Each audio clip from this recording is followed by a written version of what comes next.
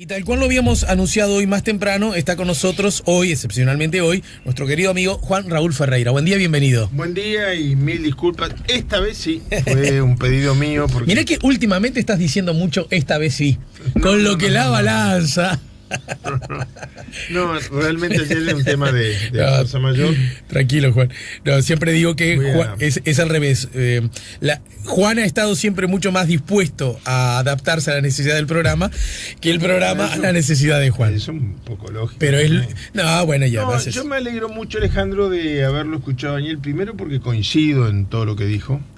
Y segundo porque hacer una columna internacional sin referirse a Venezuela, aunque yo tengo la impresión de que vamos a tener varias semanas para hablar de Venezuela. Yo tengo la impresión de que no es un episodio que se solucione rápidamente. Yo suscribo todo lo que dijo Daniel. El Papa dijo antes de partir de Panamá y luego arriba del avión que para negociar se necesitan dos partes. Luego salió una carta que parecía que era en un tono de una dureza muy grande. Yo, a los que tengan interés, y si no en algún próximo programa podemos comentarlo un poco, no por listo, sino porque alguien me advirtió de lo que había ocurrido. Yendo a la página web del Observatorio Romano, el órgano de prensa oficial del Vaticano, entre los pedacitos de carta que publicaron las agencias de noticias y el verdadero tono, espíritu, si uno lee la carta completa, cambia totalmente. A veces diciendo nada que no sea cierto, pero sacándolo de contexto, o como decía Onetti, quitándole el alma a los hechos, y se miente diciendo, aunque todas las cosas que se digan sean verdad. ¿Crees que eso ocurrió? Sí, absolutamente. Si querés eso lo dejamos raro, para... Sí, a mí me parece raro porque no es el estilo del Papa confrontar. Te cuento algo que creo que vos no sabés a propósito, ahora que decís esto del Papa, y es que está de vacaciones aquí en Montevideo y por ende, en nuestro programa, asumiendo su columna por... Mirá que lo estoy haciendo trabajar en sus vacaciones. Exacto. Ya estuvo el martes pasado. Imagínate, en su condición de embajador, vos lo sabés bien porque lo fuiste, está inhibido de entrar en profundidad. Sí. Pero bueno, me imagino que además va a poder ameritar un encuentro también fuera de los medios. Ya lo arreglamos acá, ¿no? Un asadito en casa de pronto. Bárbaro. Con los columnistas de la mañana en camino. ¿Está? Bueno, muy bien. Bueno, pero querías hablar de Haití. Claro, no, por un lado me parecía mal saltear Venezuela, que me parece que Daniel lo ha cumplido con creces, pero el tema de Haití a mí me preocupa porque desde el punto de vista de la violencia, de la verdadera guerra civil que se ha desatado en Haití, es lo que uno tiene miedo que pase en Venezuela. Bueno, en Haití pasó. Sin embargo, está tan politizado el tema de Venezuela que opaca. Los medios de difusión no hablan de lo que está pasando en Haití.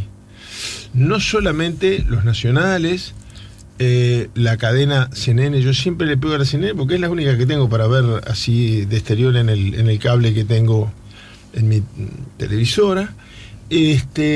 No se habla de la crisis de Haití. Y a mí lo que me duele de la crisis de Haití es, bueno, a ti te consta porque lo hemos hablado, que le tengo un cariño muy especial, porque yo fui el jefe de misión de la Unión Europea, las Naciones Unidas y la Organización de Estados Americanos en el intento de reinstitucionalización de Haití en el año 2015, en las elecciones anteriores, que fueron, me alegro de poderlo decir, es motivo hasta de orgullo, que fueron las únicas de 8 años para atrás, y ahora contando estas que se fijó una nueva fecha para ver si se pueden realizar, no creo yo que se vayan a realizar en medio de no una potencial guerra civil por el exceso de violencia, sino yo creo que ya hay una guerra civil en Haití. Y de esto no se habla. Y es lo que todos tenemos miedo que pueda pasar en Venezuela. Bueno, en Haití pasó. Ahora, yo quiero contar, porque no voy a tener la vanidad de pensar que los oyentes, todos me siguen en Twitter y todos se acuerdan, y los que me siguen todos se acuerdan de todas las... Pero hace bastante menos de un año, hace unos pocos meses, se dio una confrontación muy dura sobre algunos juicios de valores que yo hacía viendo cómo se estaba manejando el tema de las elecciones de este año que repito se ha fijado como fecha el 29 de abril, sí, que eran totalmente distintos de los procedimientos que utilizó la misión de la cual me tocó ser jefe. Y yo ahí narraba un episodio que, no es el triunfalismo, es decir, miren, tenía razón. Ojalá no hubiera tenido razón en esto. Pero se produjo una polémica muy fuerte a través de las redes con el actual secretario general de la OEA, que fue quien me nombró para ir a la misión de Haití en el año 2015. Almagro. Con Almagro, y con el jefe de su misión, de su departamento de cooperación electoral,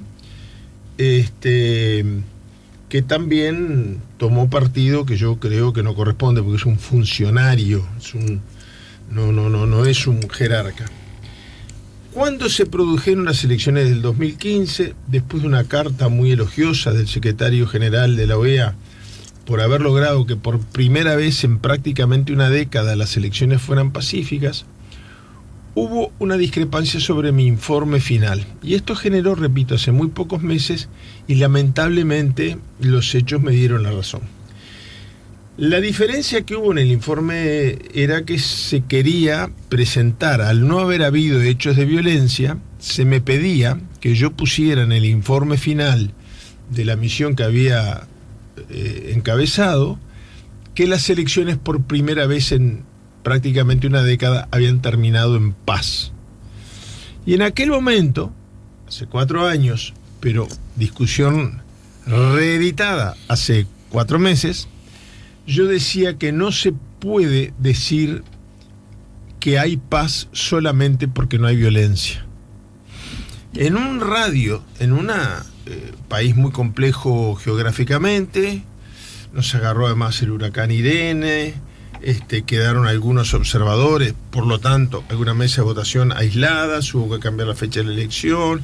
Fue un proceso que llevó todo un año. Lo recuerdo. Viniendo. Y bueno, yo decía que paz era otra cosa. Y que yo creía que el resultado no era solamente decir, bueno, estas elecciones desde el punto de vista jurídico y desde el punto de vista de la legitimidad institucional son válidas, que lo eran, sino que además, para que haya paz, yo proponía que se nombrara la figura de un comisionado, de una comisión de seguimiento a nivel de países, y nunca se hizo esto.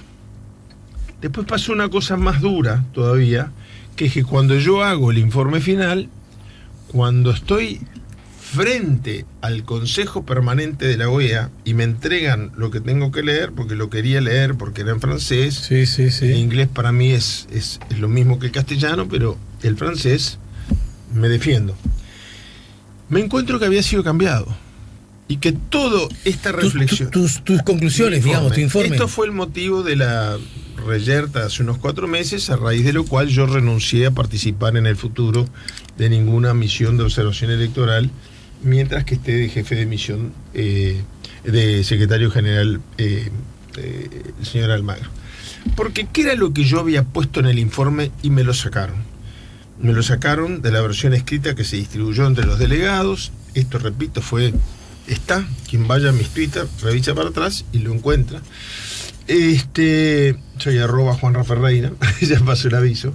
Pero el tema era que la paz es algo más que la ausencia de la violencia. Yo decía, más allá de los muestreos representativos, etcétera, etcétera, en un radio de 10 cuadras a la redonda del hotel donde yo estaba alojado, el único hotel donde uno se puede alojar con mediana comodidad en Puerto Príncipe, murieron 3 niños el día de la elección en colegios electorales. Eso no es paz. No hubo violencia, pero cuando los niños están muriendo en la calle, se presenta a votar un 11% de la población. De ese 11%, un candidato obtiene un poco más del 30%, con lo cual ya no se va a segunda vuelta. Es una legislación muy compleja. La duración de un año es porque allá eran legislaciones legislativas, eran legislaciones de las autoridades locales y presidenciales, y todas ellas en fecha distinta y con segunda vuelta. O sea que estamos hablando como de 8 elecciones, que no es lo más conveniente para un país que tiene un sistema electoral tan precario, con problemas con su padrón electoral, etcétera, etcétera. Pero la elección de Juvenal como candidato electo en las elecciones que yo estuve y ahora aspirando a la reelección, no tenía una legitimidad social porque la gente no fue a votar porque no creyó en las elecciones. Y la violencia no fue violencia física de palazos, tiros y derramamiento de sangre hace 5 años, ahora sí lo está haciendo, pero fue la violencia de un país que uno veía todavía que la ayuda, no digo ya la ayuda humanitaria del huracán Irene que ocurrió en el 2015, sino del terremoto que había ocurrido unos años antes, creo que fue por el 2012, por ahí el huracán. Entonces las casas muy precarias de la propia capital, que es lo que está mejor, si uno sale al interior ve situaciones mucho más dramáticas.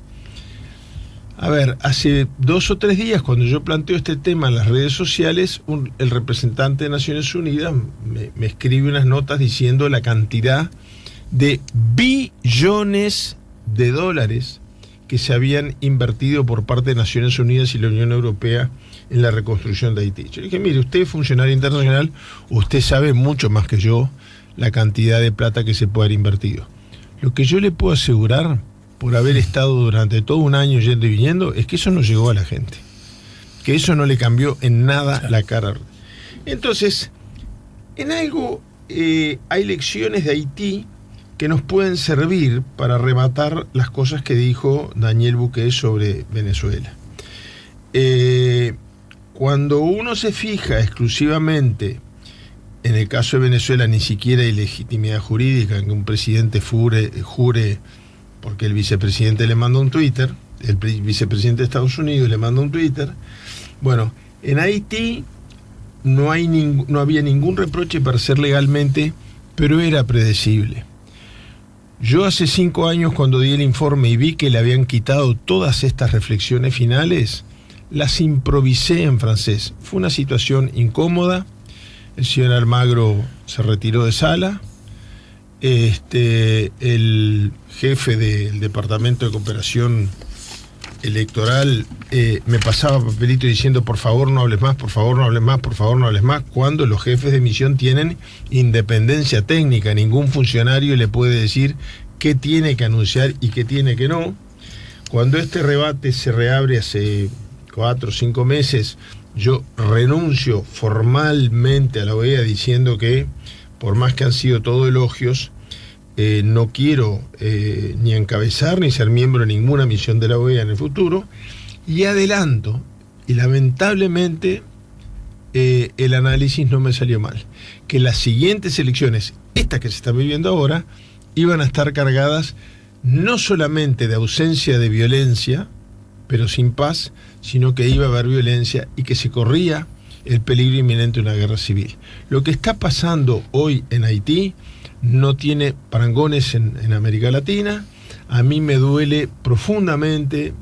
He estado hablando con legisladores de todos los partidos políticos, pidiéndoles que Uruguay tome una posición más dura. A ver, el nuevo, no quiero abrir juicio de valores, pero 10 segundos. En 10 segundos redondeo, Alejandro. El nuevo secretario general del Ministerio de Relaciones Exteriores fue hasta hace 4 meses embajador en Haití. Quiere decir que la Cancillería tiene mecanismos muy fáciles de saber qué es lo que está ocurriendo en este momento en Haití. Y para terminar, yo señalo lo siguiente. Primero, el propio primer ministro, designado por el presidente Juvenal, le está pidiendo a Juvenal que renuncie para que termine este baño de sangre. O sea, la situación en Haití es lo que los peores pronósticos ahorreros pueden señalar que podría llegar a ocurrir, ojalá que no, en Venezuela. En Haití está ocurriendo. Y termino con esto. Cuando yo encabezaba la misión, durante todo ese año se creó lo que se llama el Core Group, el grupo central de la diplomacia, que se encargaba, por encima de diferencias ideológicas incluso, de dar seguimiento a la pacificación y la institucionalización del país.